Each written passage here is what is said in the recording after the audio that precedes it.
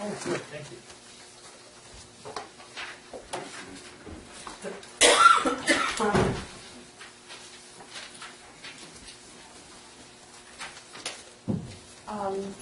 The Lassie County Code's personnel rules, regulations, resolutions are not consistent with the Lassie County ordinance list. After quite a extensive search, we can safely say that. The list below represents only a sample and does not include the complete list of inconsistencies, which we can make available to you if you're interested. Resolution 12-039, Section 2D8, time limit for Board of Supervisors unagendized reports limits the board to 3 minutes. These are your rules.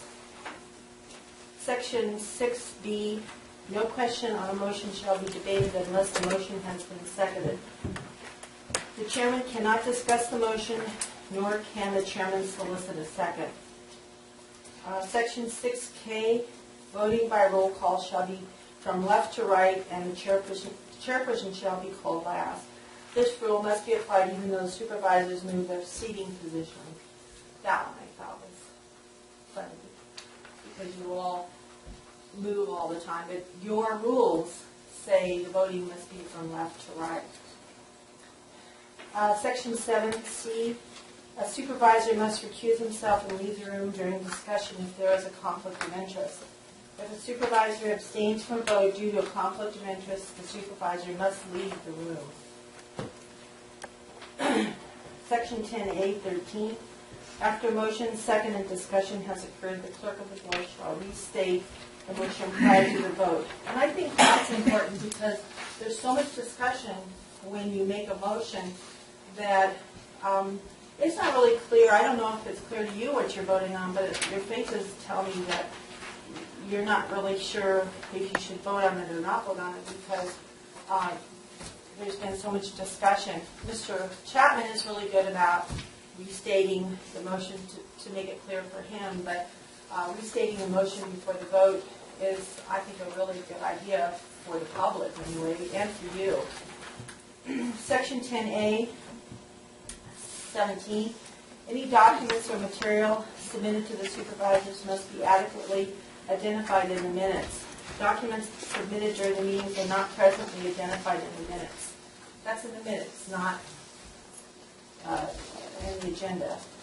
Section 13, supervisors can direct concerns to department heads or the CAO and present their concerns at board meeting. Personnel rules and regulations, again, these are your rules and regulations.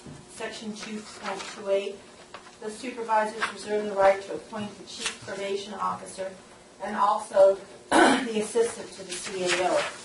This position must be approved by the Board of Supervisors. Placing the position in the budget does not constitute the approval of an appointment to any position. The deputy CAO appointment must be approved by the Board of Supervisors.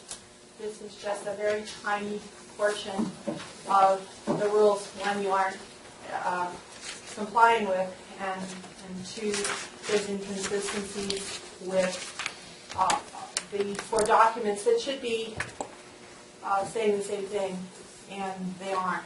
One contradicts the other. Ordinances contradict your rules and regulations, your codes contradict the rules. It really needs to be addressed because when something's brought to you and you say, well, you're doing it because of this ordinance, actually your rules and regulations say just the opposite. So it really needs attention. This might be something after you approve the deputy CAO position that this person could maybe tackle. But we've done a lot of this already, and we'd be glad to give that information to you. But it's a mess right now. Thank you. Thank you for